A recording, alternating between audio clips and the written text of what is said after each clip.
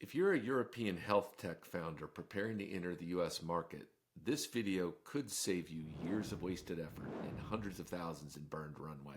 I'm Dan Griffith with the Greater Gain Group, and today I'm walking you through the single biggest mistake I see health tech, healthcare, and med tech companies make when they cross the Atlantic: selling to the wrong buyer. Let's talk about who really signs the check in American healthcare and how to restructure your entire go-to-market around that reality. Here's the pattern I see over and over. A company builds an incredible product in Europe, let's say a remote monitoring device or a diagnostic algorithm. Clinically validated, peer-reviewed studies, doctors absolutely love it.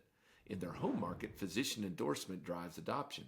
The product gets prescribed, the system reimburses, deals close. So they assume that the same playbook works in the US. So they spend 2 to 3 years getting FDA clearance. They build relationship with clinicians.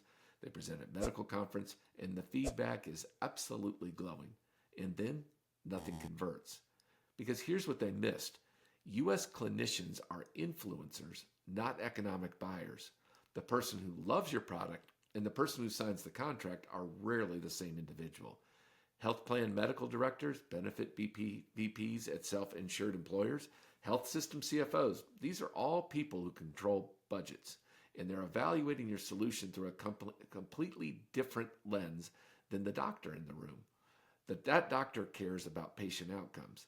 The CFO, he cares about cost savings per member per month. So what does that mean for your go-to-market strategy?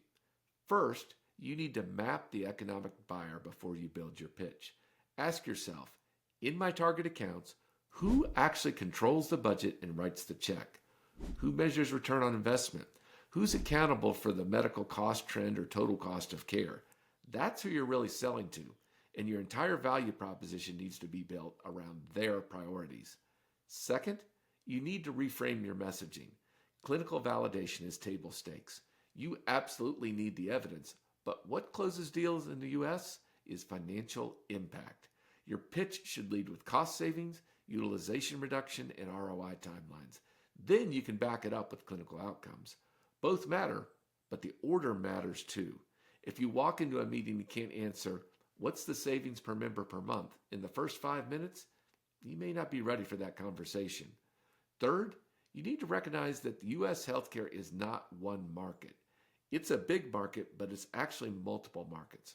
For example, commercial health plans operate differently than a self-insured employer. Provider systems have different priorities than government payers. Same product, but completely different value propositions. So pick your segments wisely and start with no less than 3 and no more than 5. Understand what keeps those buyers up at night. Build your case studies and ROI models specifically for them.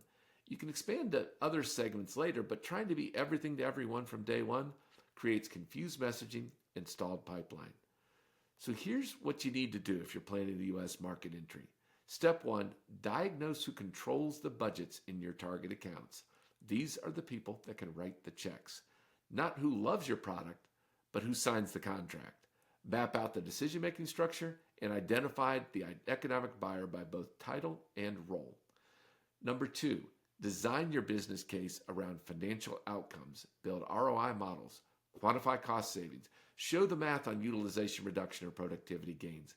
Make sure your pitch deck leads with financial impact, not just clinical endpoints. Step 3, enable your team to speak the language of US payers. Train them on metrics like PMPM savings, medical cost trends, total cost of care, and claims reduction. This isn't the NHS. This isn't public procurement. This is a market where financial impact drives decisions, and your team needs to be fluent in that message. And step 4, don't try to boil the ocean. Pick 1 or 2 buyer segments. Master the go-to-market there.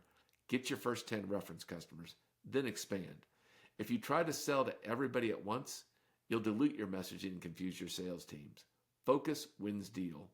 Breadth creates chaos. Look, entering the US health tech market is hard enough without wasting years targeting the wrong buyers.